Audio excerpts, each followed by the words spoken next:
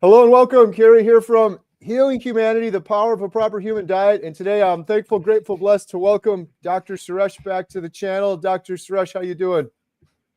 Very good, thanks, Kerry. How are you today? I'm doing wonderful. It's pretty cold out. It looks like you're in a nice, warm sort of area. How's the weather by you? Yeah, it's really nice, actually. I was just saying off there, it's a bit echoey because I'm stuck in like a little office. We're on holiday at the moment, and there's a really nice view out the back, but my family's going to get home any moment, kids, and just start screaming, and it's going to be terrible. So I figured I'd stay in here for the time being. But no, it's really hot at the moment. It's been raining on and off pretty heavily for the last week or so, but it's sunny now. We're at the beach. We're happy. Nice, beautiful. Yeah, I know how it can be working with kids around. It could be tough sometimes, but looking forward to chatting with you. For everyone that's jumping on right now, this is going to be fun. We're doing a little bit of different format with live streams lately. We have several things we're going to be giving away tonight throughout the live stream. So if you have any questions for Dr. Suresh, please post them with the QQQ. And then maybe I'll just show this real quick before we jump in as people are still jumping on here. This is what we've got going on. I'm going to share this here.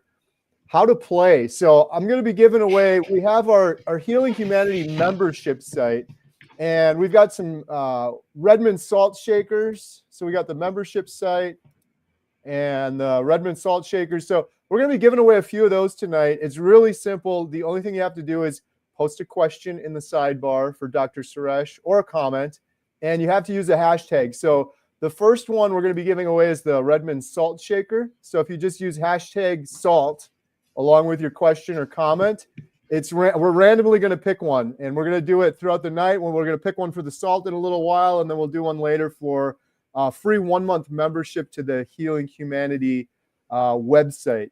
So post some good questions for Dr. Suresh.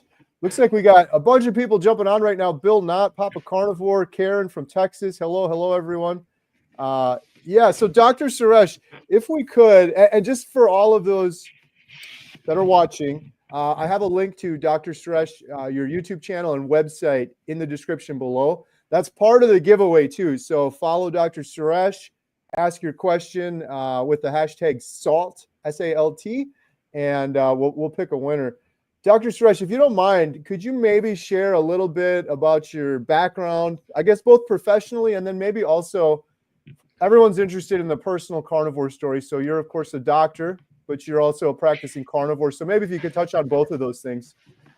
Absolutely, Kerry. So yeah, first off, let me apologize. It is quite echoey where I am because we're on holiday. It's in this office. There's nothing here. It's just an empty room, basically. So I can't do much about that. I apologize.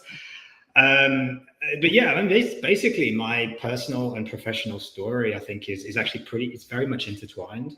And I think anyone in this kind of, low carb, keto, carnivore space, anyone that's not doing the standard stuff, like on YouTube they often have that personal and professional story intertwined. And is my audio okay still? Yeah. Yep. Okay. Good. And basically for pretty much all my life, I've been overweight, unhealthy ever since about the age of pretty much as early as I can remember. Honestly, I was just unhealthy, overweight, and was always unhappy, with that. And over the years, of course, done every diet going, vegetarian, vegan, for one meal, that was terrible. Low carb, keto, intermittent fasting. I'd done everything and nothing ever really stuck. They all worked for a short time, and then inevitably things don't work. And I was always the loophole guy, just addicted to food, addicted to sugar. And then over the years, just getting slowly more and more unhealthy, like a 2 steps back, 1 step forward kind of deal, I'd lose some weight and then put it all back on. And then inevitably I just kind of keep getting bigger, keep getting more and more unhealthy. And then eventually, I'd kind of just like given up with myself. And I look back at photos now, and I just think, like, how the hell did any patients even trust me? Because I was giving out weight loss advice, and I was like, My BMI was probably close to 40. Like, how the hell were people even listening to me? Why would they even listen to me? Like, I have no idea. But I'd given up with myself, really, because it was just too hard. I just couldn't do it any longer, and resigned myself to just medications and that life that I saw for all my patients. And then I actually found the carnivore diet, went to Low Carb Down Under here in Australia in 2022, heard Dr. Anthony Chaffee talk.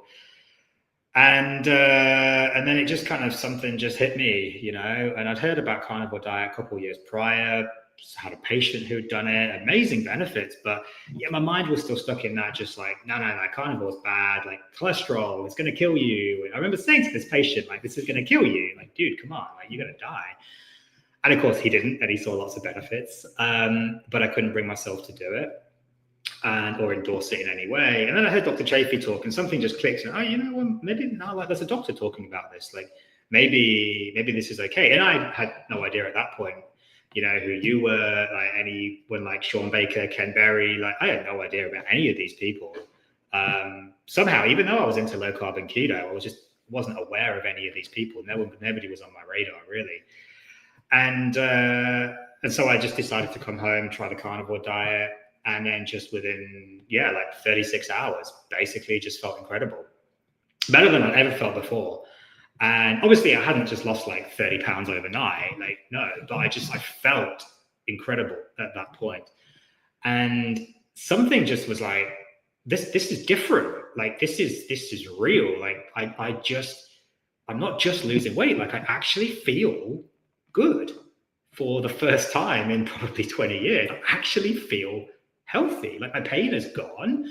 I'm clear-headed, and I've done keto, low carb fasting, and you'd get all those benefits, but this just felt different. And then that was kind of just the end of it. Like, I just haven't looked back since. And then I started taking it to patients, and then I started, you know, I kind of came up with a podcast and was like, oh man, like, I've got to tell everyone, like, nobody knows about this. This is incredible.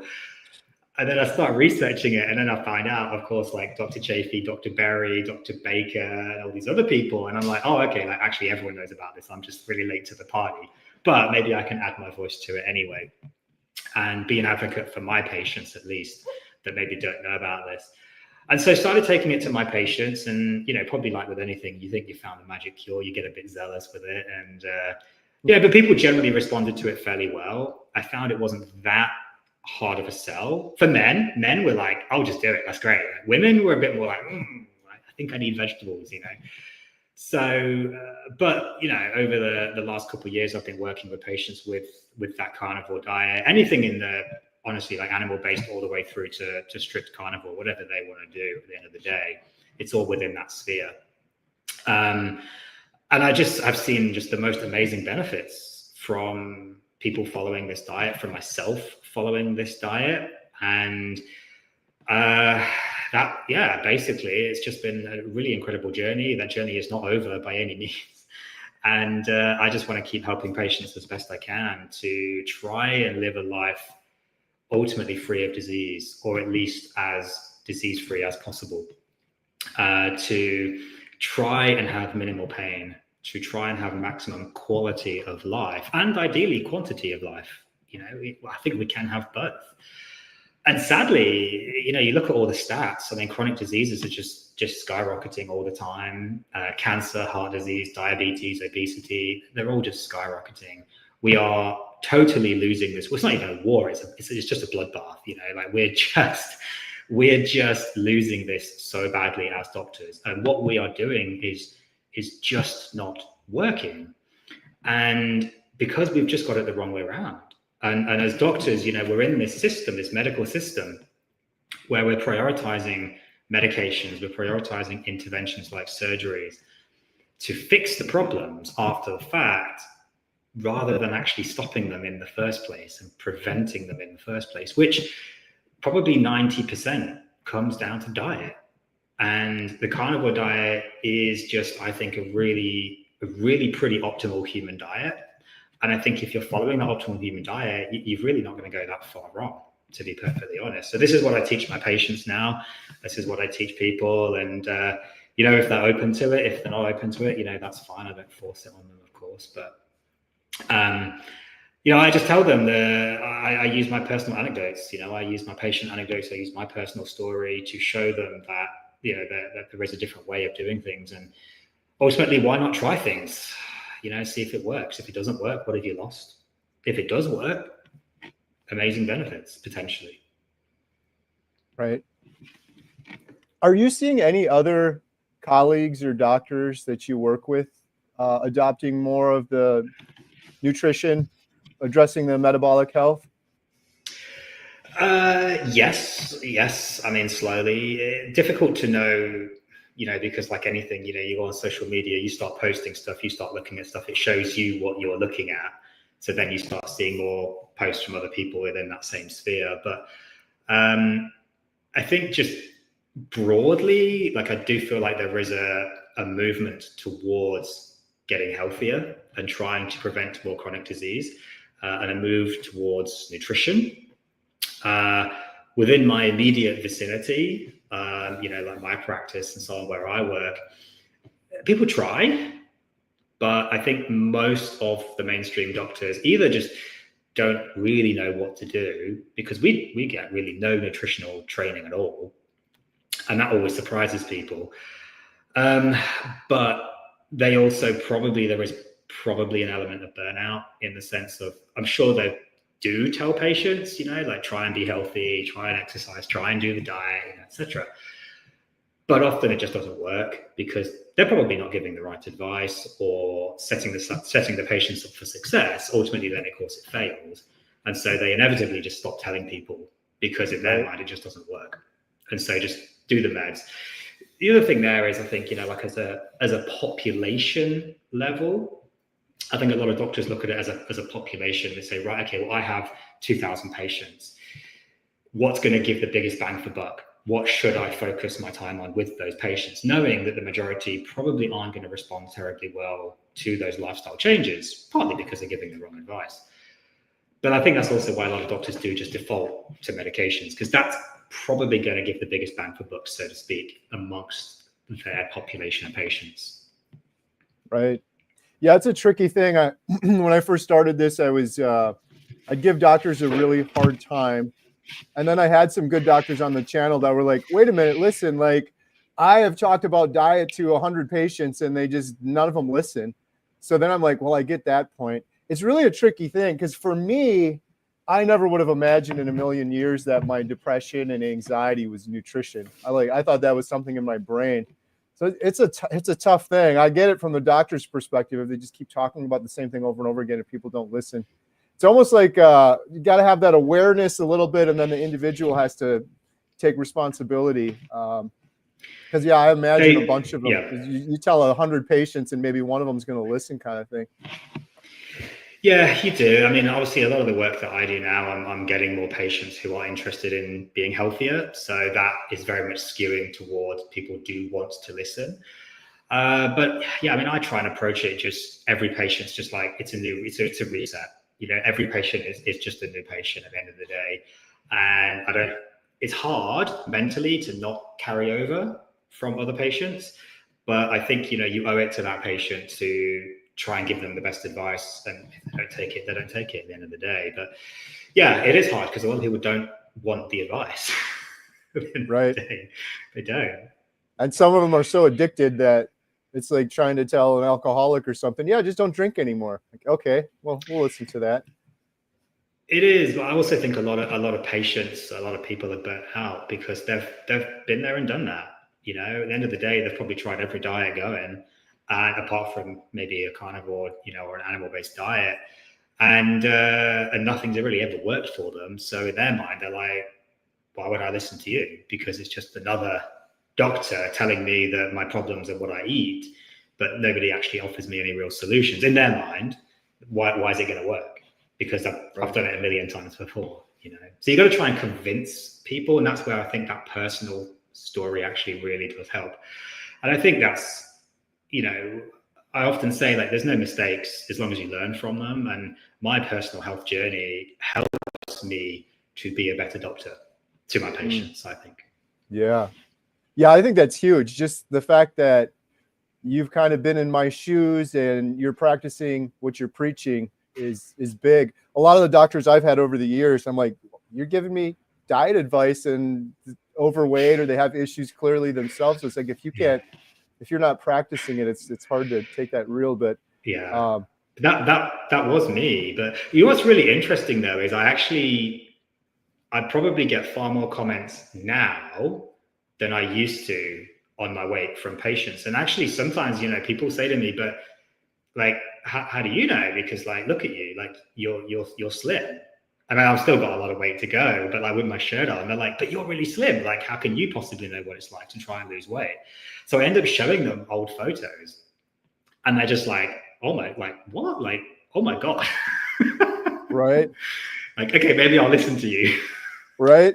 That's powerful right there. Just have that, just pull the picture out. Cause yeah, I mean, that's why with the YouTube stuff I'm doing in the documentary, it seems like that's the only way people really want to change is if they see another person that's gone through it or done that change already. It's a lot easier to get inspired from that. Well, Dr. Suresh, we have a whole bunch of questions firing through here right now. So if you don't mind, maybe we'll take a few questions. Sure. Real quick, Terry, May, Luis, and Andy, thank you. New members, really appreciate that. Every penny we get from those memberships is going towards our documentary. We have a question on electrolytes. Any thoughts why electrolytes might suppress my appetite? When I take electrolytes, I seem to eat less. I suspect that's because hunger is driven by a number of things.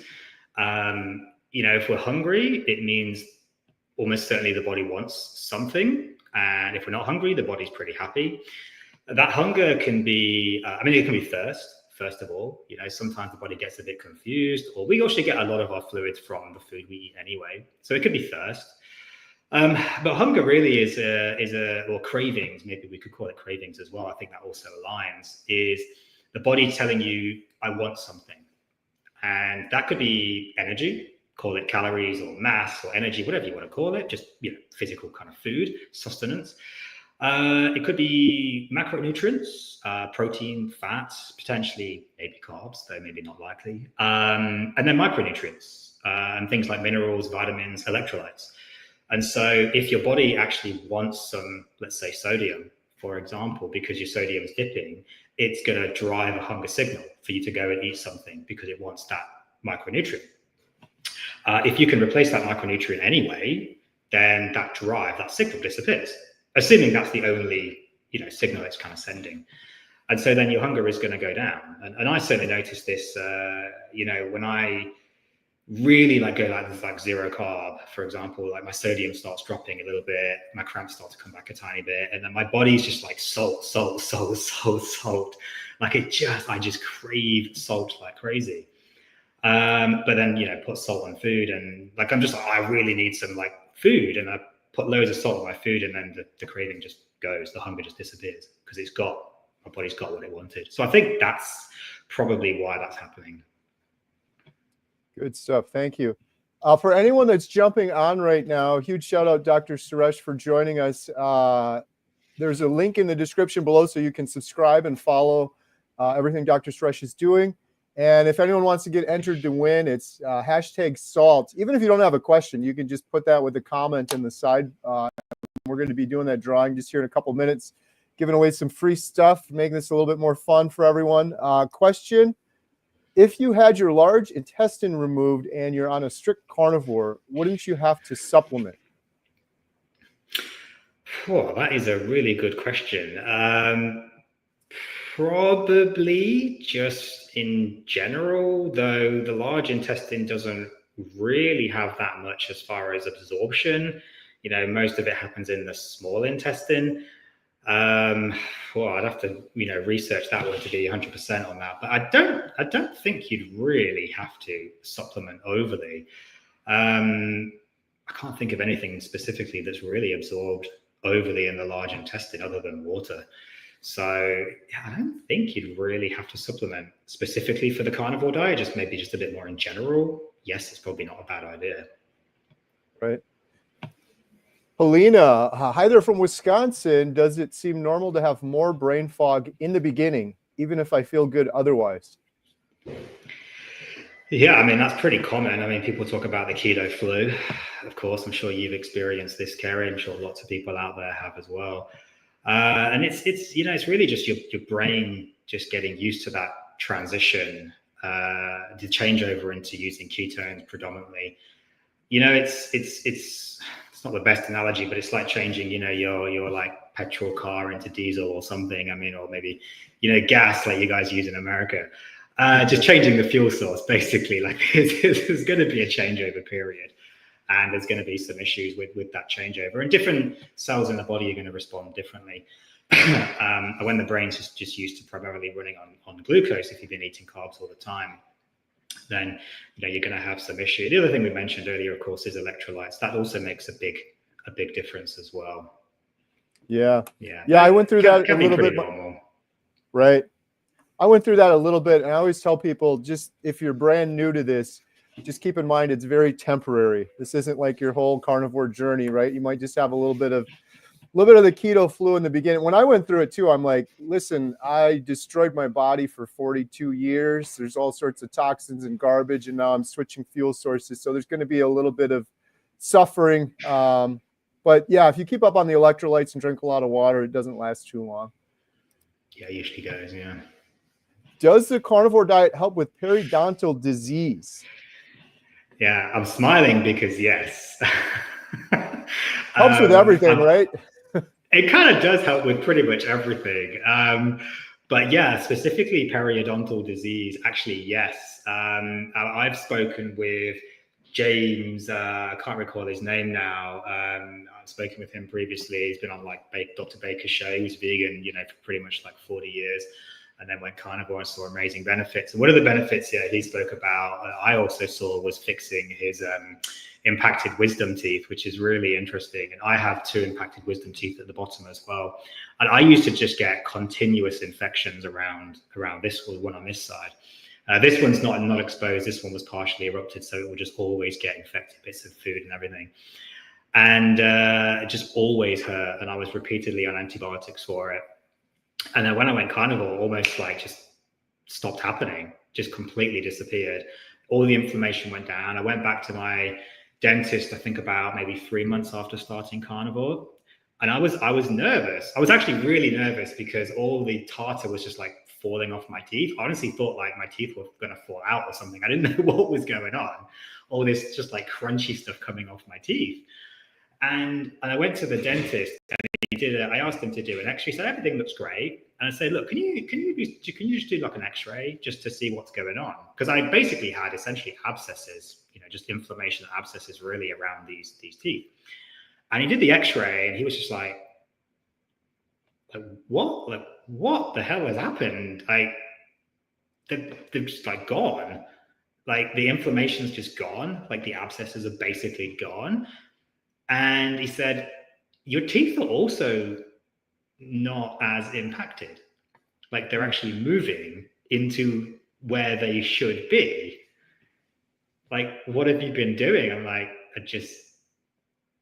I'm on a carnivore diet. Like I'm just eating meat, like no sugar, no vegetables, no fruit, like nothing. I was pure meat at that point. And so all that periodontal disease just disappeared. The impacted wisdom teeth started moving back to where they should be. They're still slightly impacted, but they're getting better. And I noticed if I do go a bit on the carbs, like straight away, my teeth just inflames again straight away. Just go back to just almost 99% meat and it just disappears again. So yeah, a long way of saying, yes, I think it absolutely can help. Yeah, it's really interesting. I had Dr. Kevin Stock on, and one of the questions we talked about was, would you even be a dentist if everyone ate a proper human diet? And he's like, other than, you know, like if you chip your tooth or something like intervention, you wouldn't need it. He's like, braces, cavities, like all, it'd be all, none of it. You wouldn't need any of it. It's really kind of sobering when you think about the amount of money spent on dental work and all these other things that would be completely avoided if we were just eating a proper human diet. I noticed the same thing too, by the way. That was very noticeable when I started carnivore. I used to get toothaches all the time, and my gums were always bleeding. There's inflammation in there.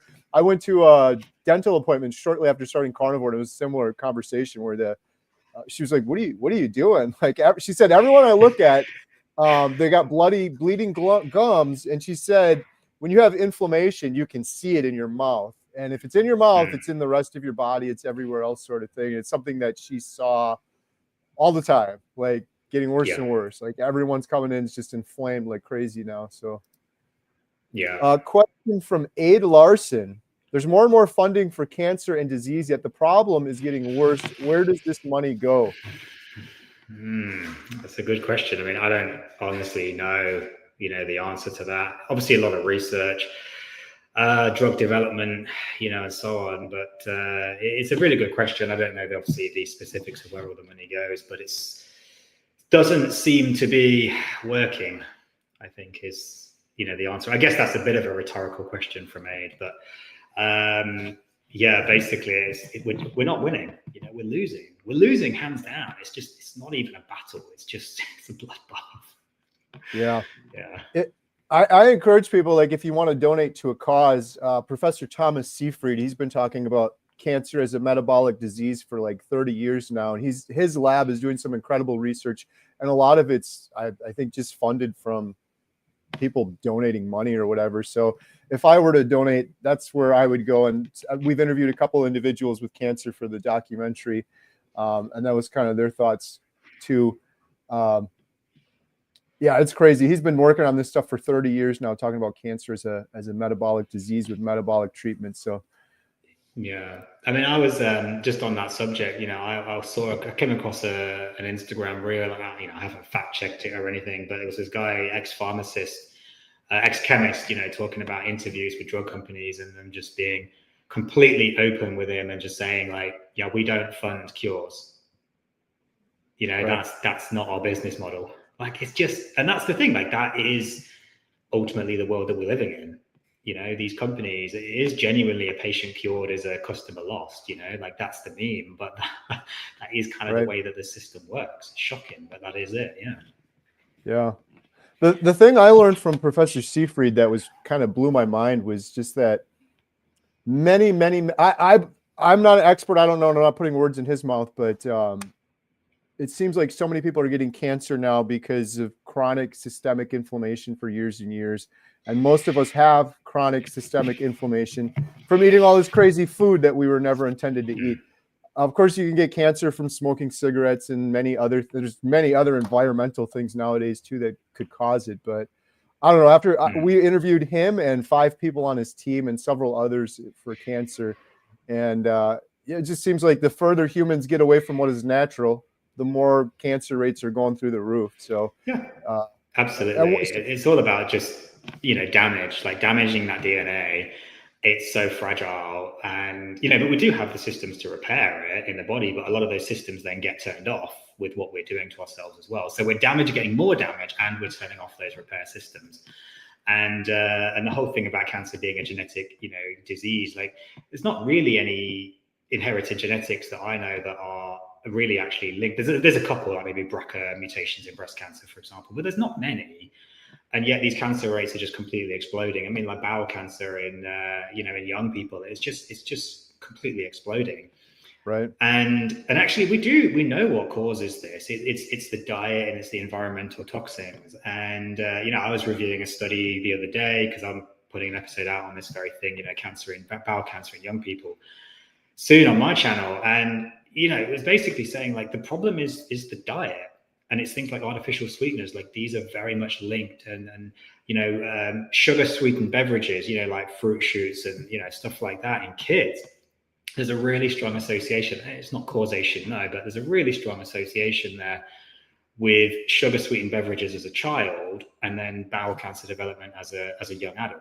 And we know these things exist. We know the causes, but it's all just kind of like covered up a little bit, Yes. I don't know. That's the crazy thing too. When we talk about like, where's all the money going for cancer or to curing cancer? And it's like, if it's caused by lifestyle and diet, it's like you're hitting yourself in the thumb with a hammer every single day. And it's like, give me a cure for hitting myself give me some medicine for this. Like, don't just stop hitting yourself with the hammer. And it seems like a lot of the money is going to try to find a medication for that, when it's like, no, people, you just need to understand this is your escape from what is natural. You're putting this food into your mouth, and you're eating these things that are causing inflammation over and over again for years and years. Question: is it possible to heal MS with the carnivore diet? I don't know if you have a point on that, Dr. Suresh, but I'll just say real quick. Heal's a strong word. I don't know, but I've had 2 individuals on recently that have just seen remarkable turnarounds with MS in terms of all the symptoms they were having. And then my friend Dave Mack, I think he's interviewed 5 with MS. And one of them, interestingly, had like lesions and had a scan before carnivore, and the lesions going away on their scan after carnivore, which is just fascinating. But again, this is a handful of people. But I don't know if you have any experience with MS and carnivore. Any thoughts on that, Dr. Suresh? Yeah, I mean, I was going to say heal is a strong word. Cure, I wouldn't go that far, but improve, certainly there is evidence to support that, absolutely. I've got an episode coming out soon on my channel about autoimmune diseases and ketogenic diet, including MS. And yeah, there's loads of studies basically showing that ketogenic diet, carnivore is essentially a ketogenic diet. That ketogenic diets can improve MS, improve repopulate, the myelin sheaths, and actually heal some of these problems. To what degree, may be variable with people. But then, of course, carnivore is even one step beyond keto. Keto, of course, the main benefit is that ketogenic state, the beta hydroxybutyrate floating around, all those lovely keto bodies that we want, and the anti-inflammatory nature. But a carnivore on top of that then gets rid of all of those plant toxins, things like oxalates. Of course, people like Sally Norton talk about oxalates, of course, being neurotoxic, and damaging. And I've had patients with things like MS, go on a low oxalate diet, and they have improved. I mean, not cured, but they have improved. And they haven't even gone keto, they've just gone low oxalate. So I think you combine all of these things, and that's what the carnivore diet really, I think, does for people, is it kind of combines all of this stuff. Getting rid of the environmental toxins, getting rid of getting into ketosis predominantly, and getting rid of the plant toxins. You combine all of that together, I think you've got a very powerful combination for healing. Absolutely. All right, let's see. Question: is it normal to have calf and plantar fascia cramps? Been carnivore 15 months, take plenty of electrolytes every day and Lugol's iodine daily. Cramps come at about 4 a.m. Yeah, cramps are tricky. I think that's all I'm going to say. I mean, I'll expand on that, but cramps are tricky, and I'm still trying to work out the cause really for cramps. And cramps, I remember a conversation I had with Dr. Paul Mason offline, a while ago, and we were trying to help each other, almost trying to sort out patients with cramps, and we really kind of came to the conclusion that it's just really tricky. Cramps are down to the ATP production predominantly in the mitochondria, and there's so many factors that go into that, sodium, potassium, magnesium, calcium, boron. I'm a big fan of boron. And the other big one is hydration. And I think the hydration, everyone focuses on the sodium as far as carnivore is concerned, and may potentially forget about the hydration. I mean, I had some pretty bad cramps the other day. I get them in the front of my shins really badly. And most of the time for me, it's not a sodium issue. It's actually a hydration issue. And I just pretty much pounded water.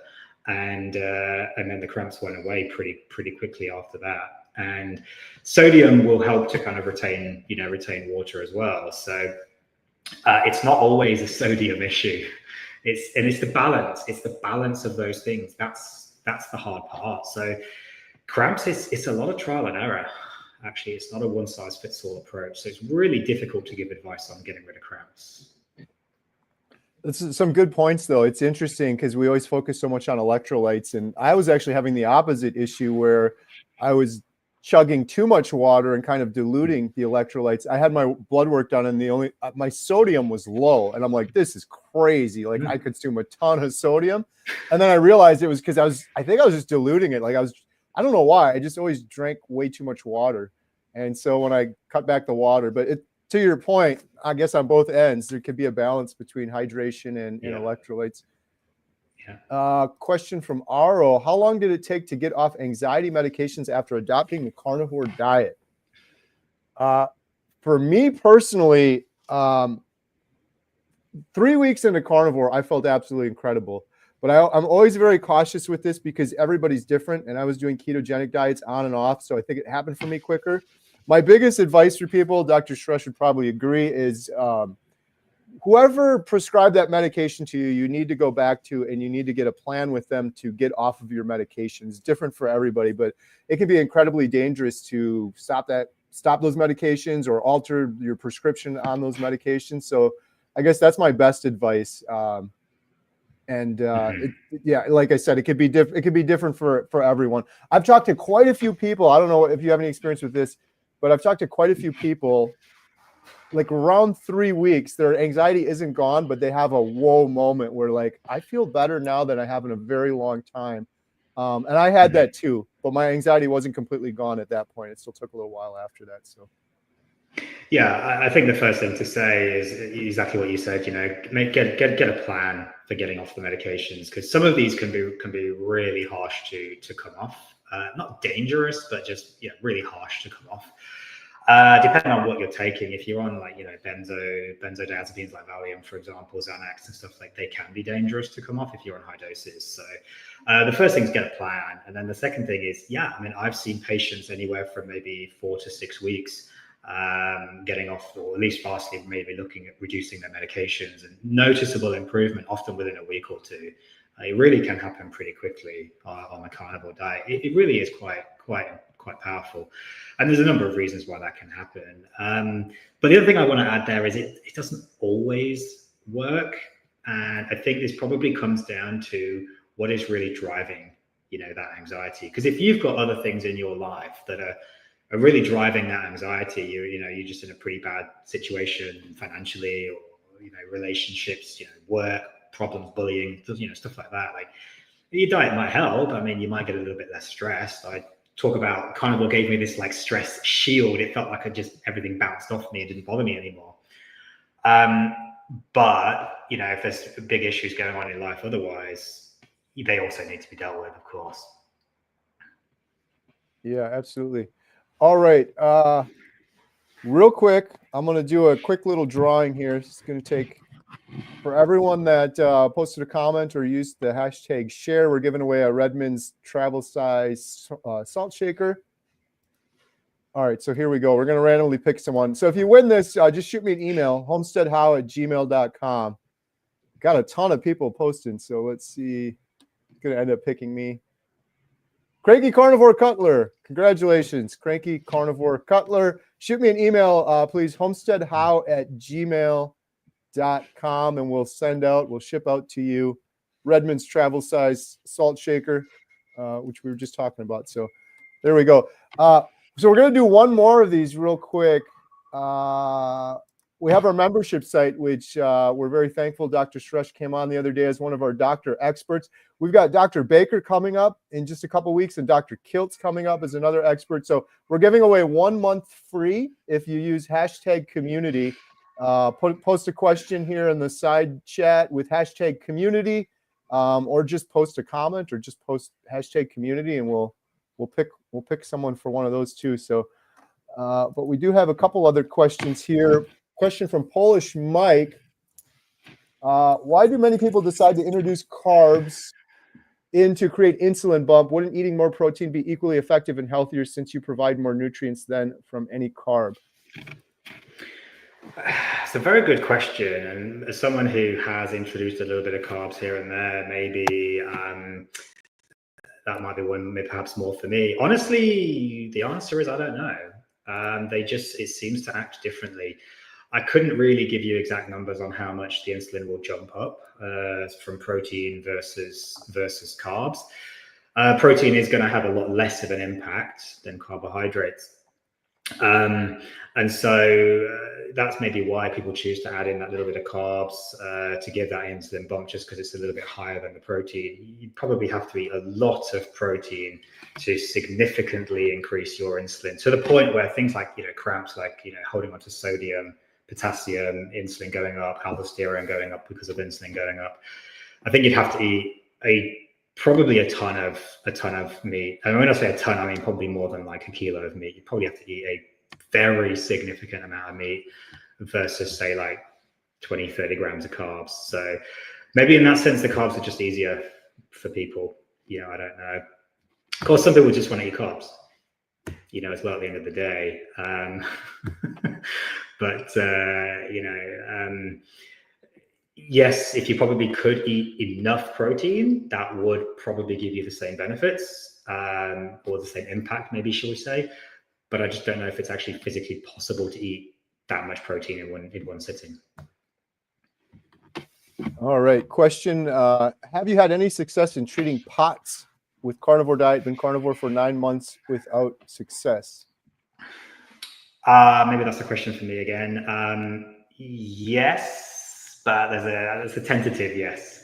And this is where, again, POTS is a really challenging condition. I'm sure, you know, Bern Schwag probably knows that if they've got POTS.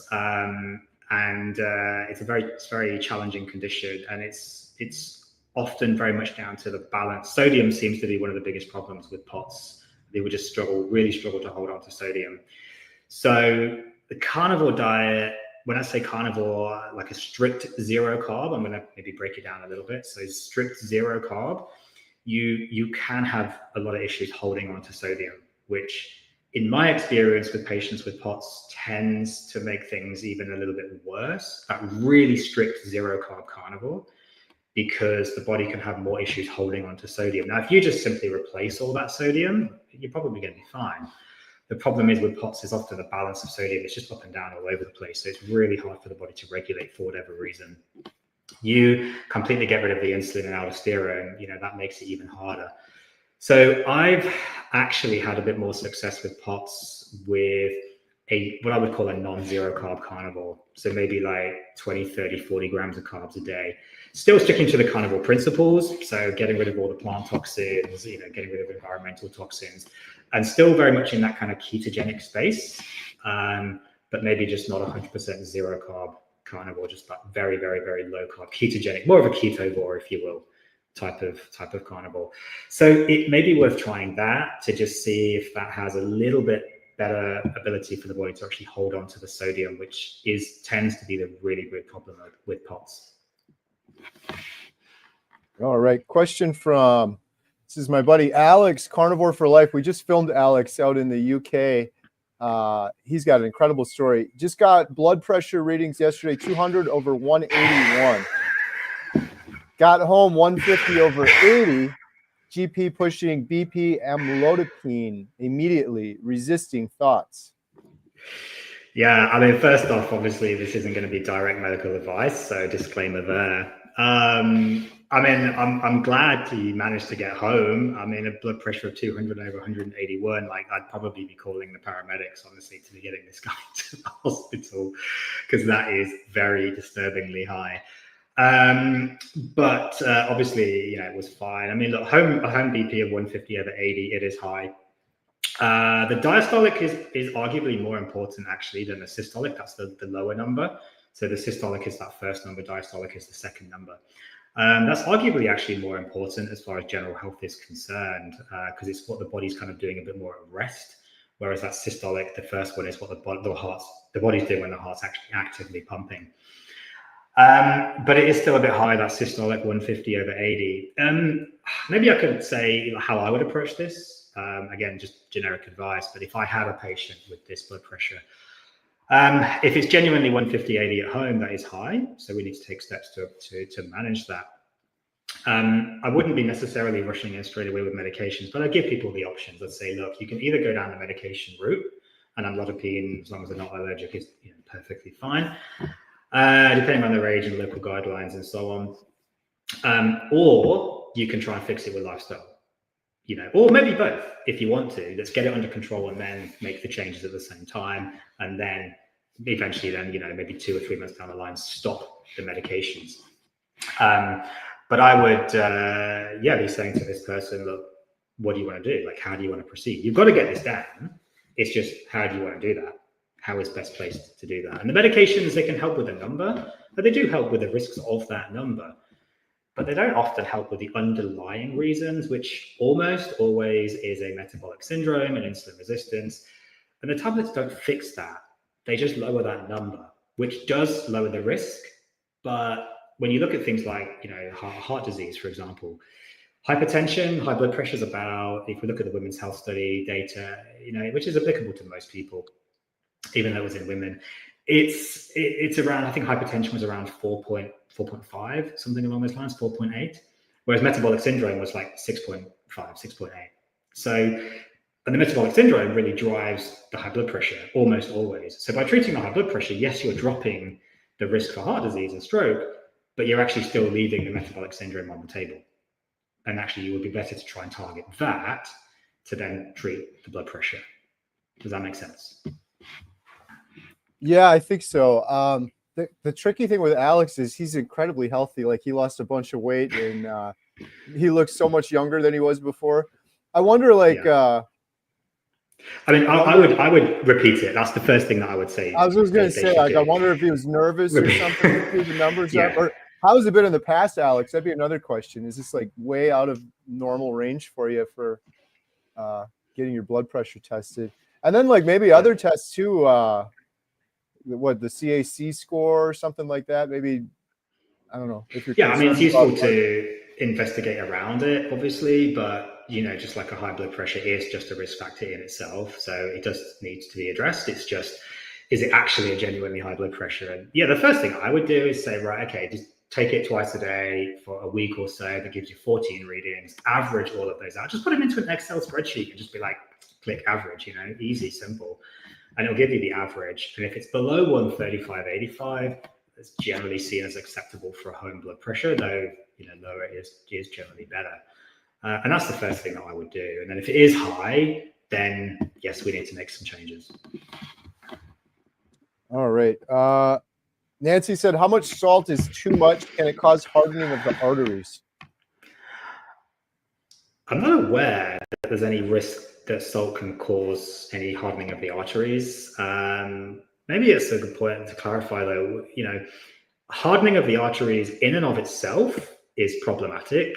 Hardening of or calcification of plaque is probably actually beneficial, because we don't really want soft plaque in arteries, because that's a risk of rupture and then, you know, blocking thrombosis and blocking the arteries, strokes and heart attacks.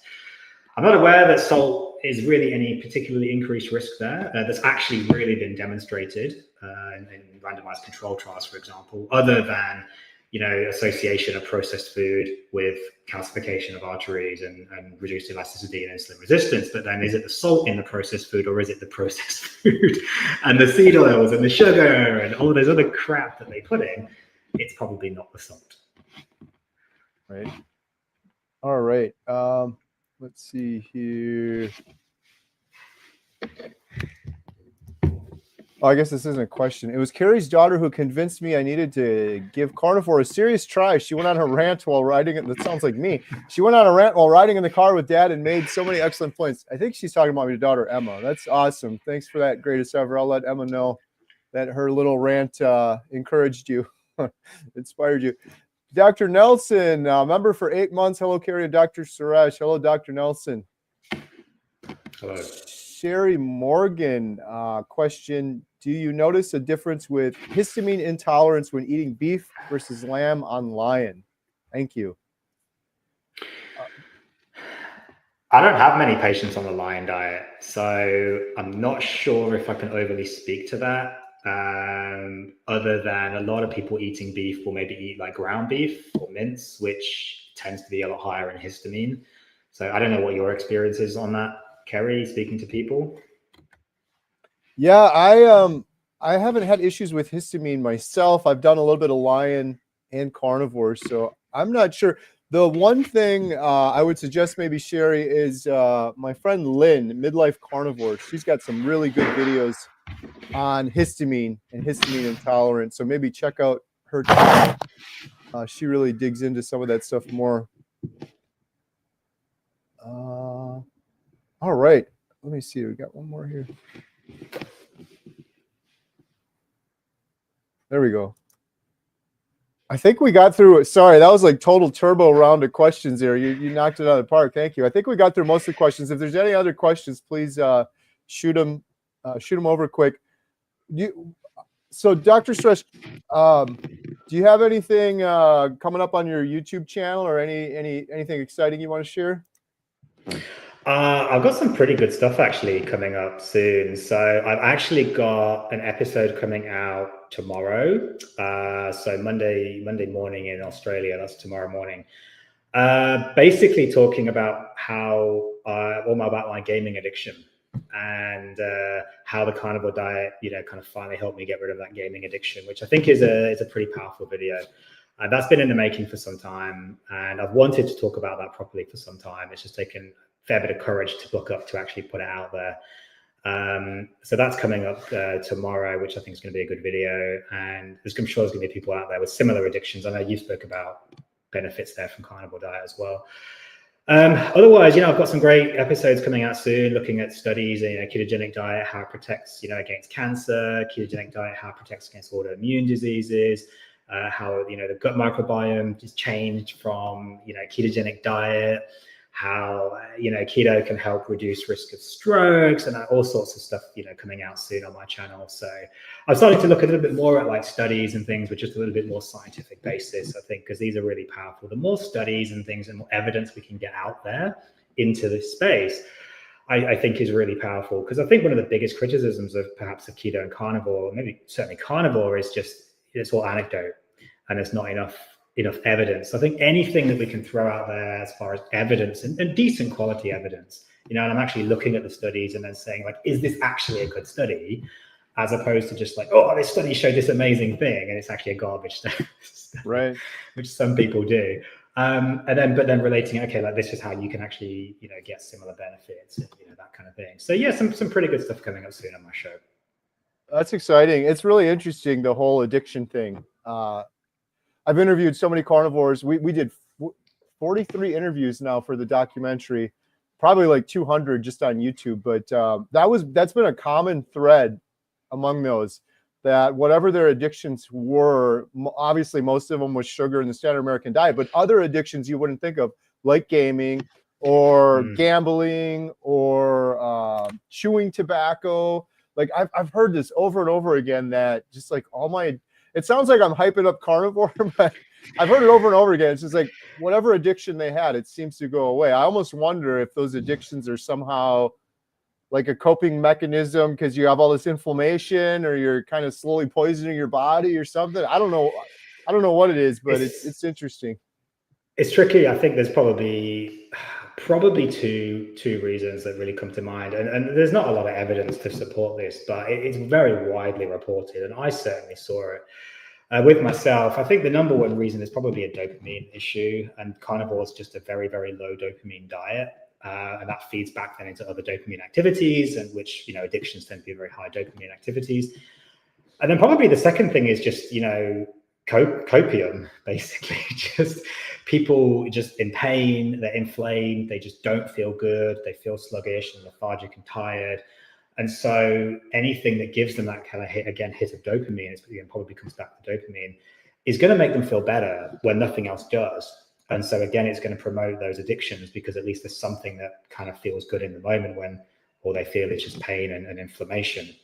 So again, it probably helps in both of those ways. But I think really primarily it's probably a dopamine issue, and carnivore is just a very low dopamine diet. Interesting.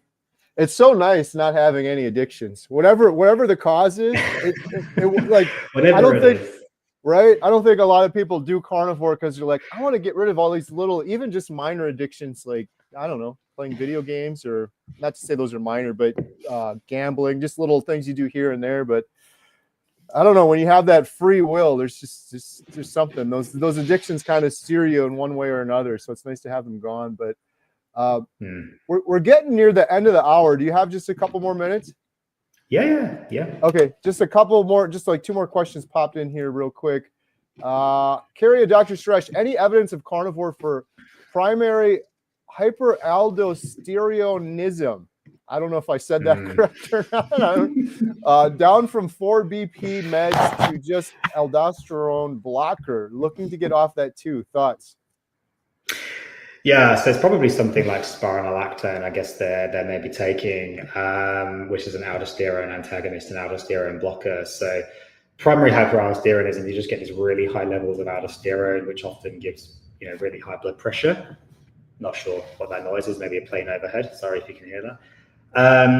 And I'm not aware of any like real hardcore like research that's really looked at this, like a ketogenic diet, and certainly not carnivore into hyperaldosteronism. But I have got one patient with primary hyperaldosteronism, and through essentially a pretty carnivore adjacent diet, they have managed to reduce their blood pressure quite significantly to the point where we are thinking about bringing them off that one medication that they're left on.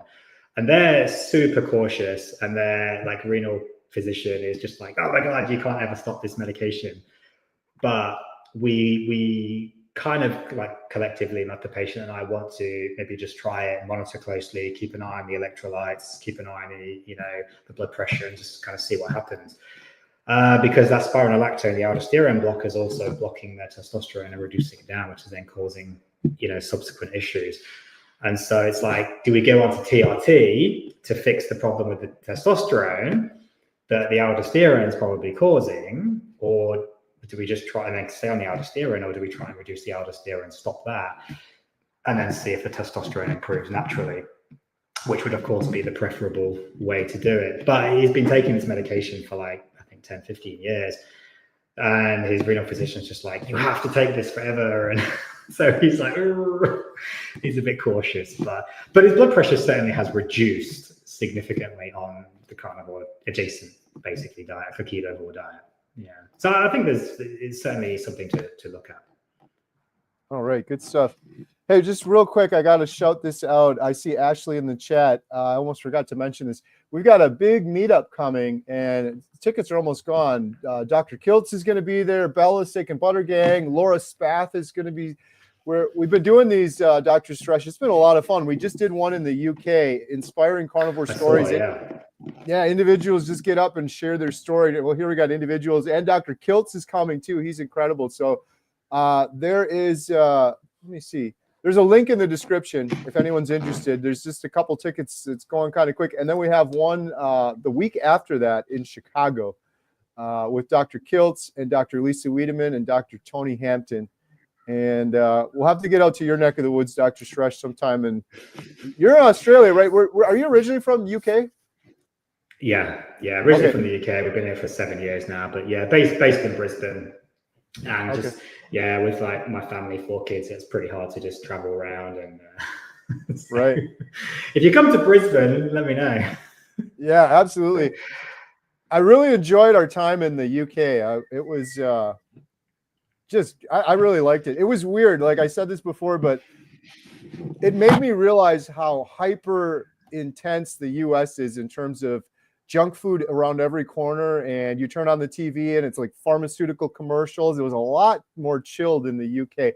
Plus the people were just incredible.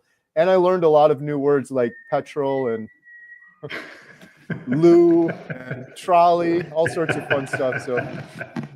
So yeah, if anyone's interested in joining us at those meetups, I have a link in the description, and I'll throw it in the chat here. And then I want to thank you, Dr. Suresh, for coming on. This has been great. I got to do one more quick drawing here, if you don't mind. Everyone, make sure you go follow Dr. Suresh, subscribe. I've said this before, but I really mean it. I think we got to elevate the voices of the doctors like Dr. Suresh. It's the only way we're going to change things. So if you posted with community, we're giving away a 1-month membership to the Healing Humanity website. Let's see who won this one. Just shoot me an email, homesteadhow@gmail.com if you won. Oh, I was going to say me. Andrea Prophet.